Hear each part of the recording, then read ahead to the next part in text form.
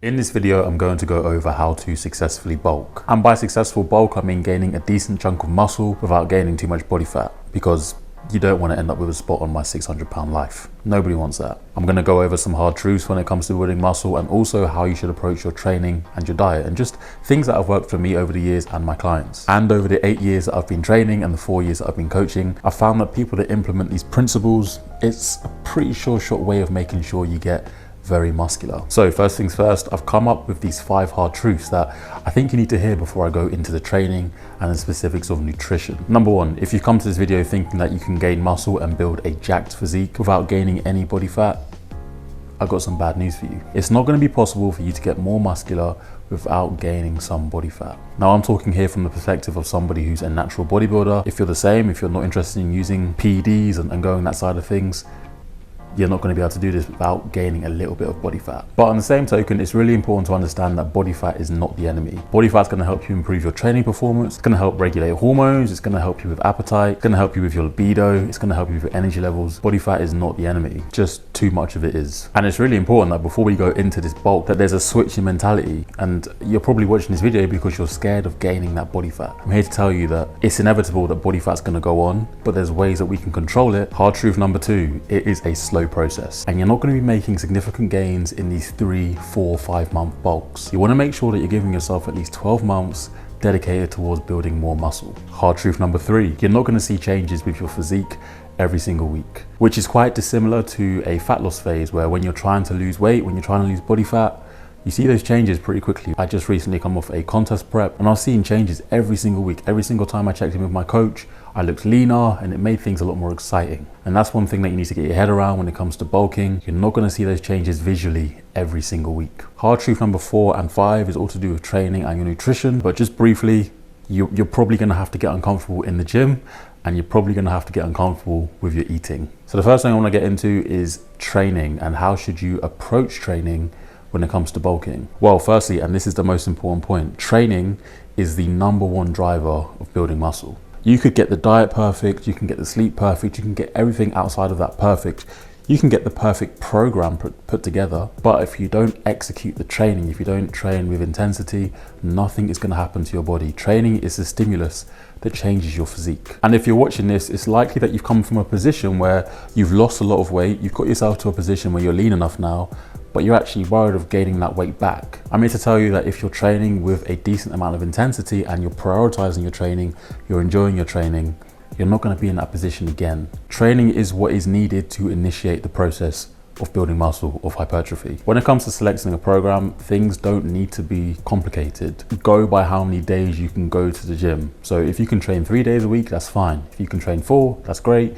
If you can train 5, that's absolutely fine. You don't have to go to the gym 5 times a week. You don't have to go to the gym 6 times a week. You want to train at a frequency that allows you to stay consistent. If you can't stay consistent doing 5 days a week in the gym, do 4. If you can't stay consistent at 4, do 3. In the long run, that's going to contribute way more to a successful bulk. I'd also argue that you probably don't need to get hugely specific with your split. If you're in a position where you're struggling to bulk, it's likely that everywhere just needs to get bigger. You probably don't specifically need to work on your arms or your legs. Everything in total just needs to get bigger. A split such as push-pull legs or an upper-lower split would be absolutely fine for most people. The most important thing when it comes to your training is just how you execute the plan. The specifics of the programming is not that crucial until you get to a very, very high level. So in terms of executing the training plan, it's really important that you're going through progressive overload. Progressive overload is essentially the process where we're looking to improve either the weight we've lifted or the amount of reps you're doing week on week, month on month. Over time, you essentially want to be making sure that you're performing better in the gym. The reason that you see so many people not making drastic changes to their physique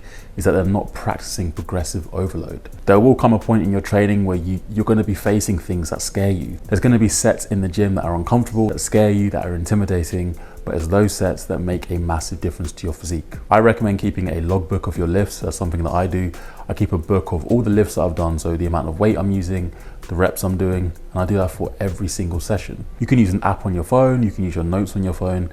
Just make sure you're keeping a log of your lifts. And then over time, just make sure those lifts are progressing. That is, I can't stress that enough. And not only should you be progressing with progressive overload, But in my opinion, I think you should be taking every single set you do to failure, or at least trying to get as close to failure as you possibly can. And what I mean by that is you getting to a point where you can't perform another rep. I think for most people, getting to failure is a pretty idiot-proof way of gaining more muscle. As you advance and spend more years in the game, you can then probably look at things such as keeping reps in reserve and periodizing your training and that kind of thing. But I think for most people in this position, it's going to be best just to take everything to failure. So what about nutrition? How should we approach nutrition if you want to have a successful bulk and not end up looking like Jabba the Hutt? I think it's really important for me to caveat this with, you should only really be going through this process of a bulk if you're in a position where you're lean enough. If you are carrying a lot of body fat, if you're obese, the priority should first be to take off that body fat or get yourself into a position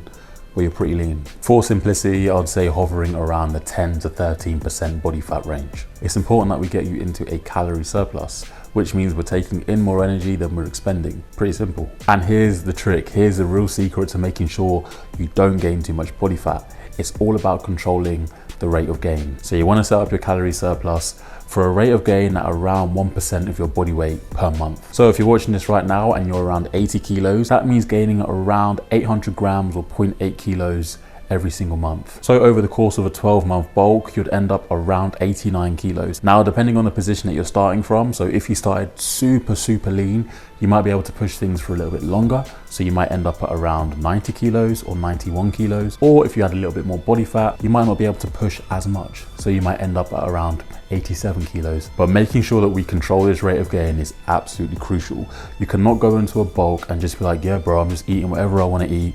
I'm bulking, right? I can just eat whatever. I'm going to eat McDonald's every day and I'm not looking at the scale. I'm just making sure that I'm just growing. And that might work to a point when you're very lean. But as you get later into the gaining phase or the bulk, you need to make sure you're controlling that rate of gain to make sure that you don't end up getting fat. So make sure you're tracking your calories and make sure you're tracking your rate of gain. You can start your calories at any point, but then from here, you need to make sure you're weighing yourself, seeing your weekly average, seeing your monthly average, and adjusting your calories based off of that information. And yeah, just a note on weighing yourself as well. Don't weigh yourself infrequently. Weigh yourself each day, but don't stress the daily fluctuations too much. Just take a weekly average from your daily weigh-ins and then take a monthly average.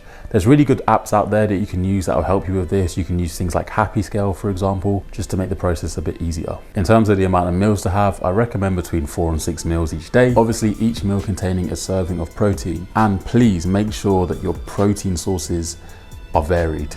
Don't just have chicken all the time, every day, every single meal. Make sure there's some variety in your protein sources. Include some fish, include some red meat, include some poultry, include some eggs, because that's ultimately going to help you with your digestion. With regards to protein, I would say the minimum you want to have is around 1 gram per pound of body weight. Now that can be adjusted. So if you're somebody who's a massive foodie and you're really worried about gaining too much body fat too quickly, you can actually increase the amount of protein you're consuming. So you could look at potentially doing 1.2 or 1.4, 1.5 grams of protein per pound of body weight. Protein is really satiating, so taking in a little bit more protein is going to help you probably control things a little bit better and help manage your appetite a little bit more as well. On the other end of the spectrum, if you're somebody like me who kind of struggles to take in a lot of food, you're likely going to get to a point in a bulking phase where food's going to get uncomfortable. That is all part of the process if you really want to change your physique. You want to use foods, and again, you don't want most of your diet to be these foods,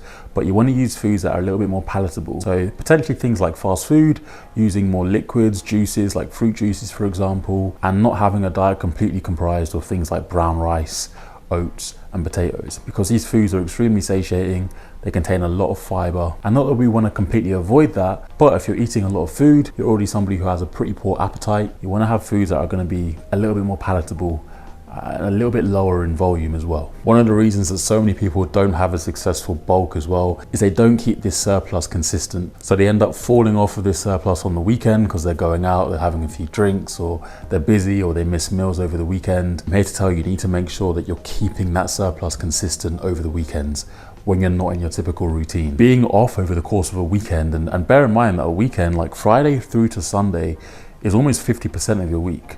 So that can completely throw you out of your surplus. So make sure you've got meals prepped, or make sure you've got an idea of where you're going to be able to get your meals in over the weekend or on days where you're typically out of your normal routine. And finally, when it comes to nutrition, when you want to adjust your calories because you want to adjust your rate of gain, let's say things are going a little bit too slowly, I would look to increase your carbohydrates over your fats. Carbohydrates are going to help drive gym performance massively. Carbs have a direct impact on insulin, which means we get a spike in one of the most anabolic hormones in our bodies. And fats just don't have the same effect. And the final point I wanted to make is just make sure you're staying consistent over this 12-month period. Make sure you're taking your photos, make sure you're being consistent with your variables and tracking your data, with your training, tracking how much you weigh and making sure you're taking the averages of your body weight. Make sure you're staying on top of these little details because over time they make a big difference. And if you'd like more help, I do offer online coaching. So to inquire, make sure you click the link below in the description. Other than that, make sure you give the video a like so you can help more people. Make sure you click the subscribe button,